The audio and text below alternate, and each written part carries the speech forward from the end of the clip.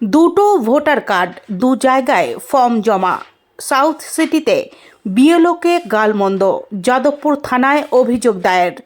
দক্ষিণ কলকাতার বালিগঞ্জ ১ নম্বর পার্ট ও রাসবিহারী বিধানসভার সাউথ সিটির ২৫৯ পার্টে একই দিনে দুটো জায়গাতেই এনুমারেশন ফর্ম জমা করছেন এক ভোটার।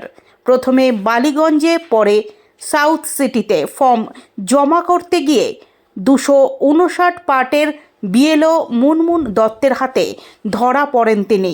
তারপর বিএলওকে বালিগঞ্জের এনুমারেশন ফর্ম জমা দেওয়ার কথা না জানিয়েই উপরন্তু বলা হয়েছে সাউথ সিটিতে ফর্ম জমা নিতে।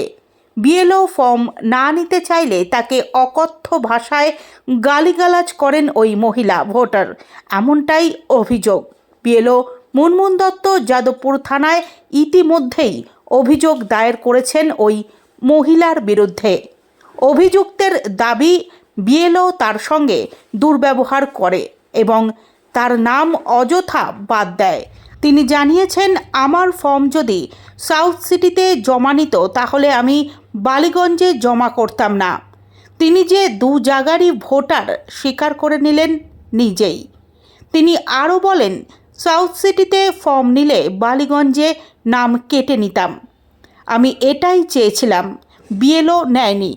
৬ নম্বর ফর্ম ফিল আপ করবো কেন? যা করার আছে করে নিক, হুমকির সুরে দাবি ওই ভোটারের। পুলিশ এই অভিযোগ পাওয়ার পরই ঘটনার তদন্ত শুরু করেছে। বিএলওর পক্ষ থেকে জানানো হয়েছে, গোটা বিষয়টি তিনি কমিশনের দৃষ্টিগোচর করবেন। এরপর চূড়ান্ত সিদ্ধান্ত নেবেন কমিশনের আধিকারিকেরা। এই ঘটনাকে কেন্দ্র করে আজ সকাল ১১টা নাগাদ ওই এলাকায় ব্যাপক চাঞ্চল্যের সৃষ্টি হয়।